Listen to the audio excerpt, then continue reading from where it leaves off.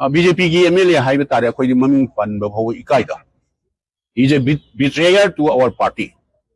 और ममिंग पनबा फाव तल लेबी इरेस्पॉन्सिबल होइबा इलेक्टेड रिप्रेजेंटेटिव होइबगी दैट टू रूलिंग पार्टी रे लेबा मदुसु मोइगी सफिशिएंट नंबर लेबा अदु चलगा अखोई सिदैदा गवर्नर दा तौरगा अतै सीएसओ लाइरिने मोइ बीजेपी की मनुंग सिंगदो हुजे कुकी सिनाउ सिंगी सथोक सचिन तौबगी मोइ राजभवन दा कैदा मोइ पोलिंग तौबल लेंगदो अदुगी मनुंग दा यावबो ngamdi हाइबा तारगसु कांग्रेस -5 से माइनस तौरोबा 55 नत्रा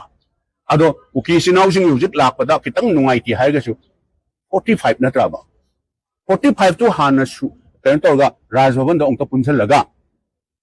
पुंझलगा मोइ ओंतंग अखोई कॉन्स्टिट्यूशन पीबा हाइ तारे अखोई हकनिको गवर्नर दा हाइजगदम नतिएबा अखोई गवर्नमेंट सेमगे अखोई लीडर से लेरे हाइबसे हाइगे हाइदना सीएसओ पुंजन नबिउ जो इकाइद्रा बसे इरेस्पॉन्सिबल होइबा मदु स्टेटमेंट नेना इदि समाइ थमजनिगे अदो जे ओमना हमगिबा को अखोई कांग्रेस की अखोई स्टेट हाइबा तारे ngरang नहान की मणिपुर लोकथु इबसे अदो मणिपुर लोकथु ओर हाइबा महारेजमेंट ओइरो मदा ऑर्डर तौरियो मिदो मणिपुर की प्रजा सिंगा मधु अखोई मियोइबसिदी सोइबा लानबा हाइबसिदी अदुम आई सुंगाइरे मी सुंगाइ सुंगाइ सोइबा लानगिबदुदी नुपा मसा थोकना चोंथोरअगा मसी अखोई फगद्राना तौरुबनी नुमितो गवर्नर यावना तौबा फंक्शन दा प्रॉब्लम क्रिएट तौगद्रा लंबी दो चथोक चचिन तौबदा कैनो तौगद्राना तौरुबनी मधु सॉरी मणिपुर प्रजा सिंग सोइबे हाइरे लोरेना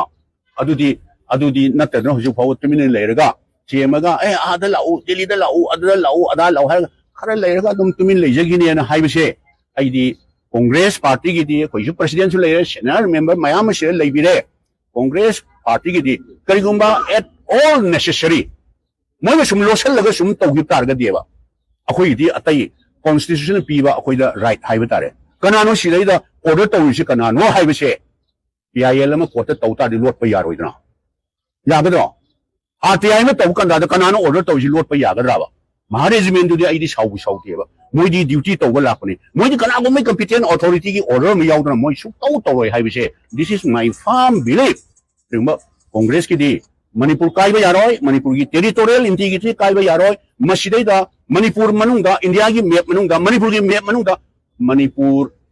थाबा यारोय हाइबा तारगदी मदो सिक्योरिटी डिप्लॉय तौरिसि कनानो defence minister home minister this is their responsibility सी बीजेपी की एमएलए सिंग याउना मोइ छिदोकदबनेबा मसे गवर्नर उनगदमनी प्राइम मिनिस्टर उनगदमनी होम मिनिस्टर उनगदमनी मोइ मदा कोई सर्विस दरकार लेकांदी we are always at their disposal any time अखोई चची करिगिनो सिरा मणिपुर थाबी यारोयना महारेजमेंट हारिसे होम मिनिस्ट्री दगी लेब्रा अदुगा सिक्योरिटी एडवाइजर दा नत्र गवर्नर तैरा मसी एप्रोप्रिएट एक्शन लौगदबने से होम मिनिस्टर दा ओ नत्र डिफेंस मिनिस्टर ओ नत्र प्राइम मिनिस्टर दा अखोई मतम पुनमक्ता रेडी ले अदो मणिपुर मनुंग मणिपुर थाबी यारोय हाइबिसिबो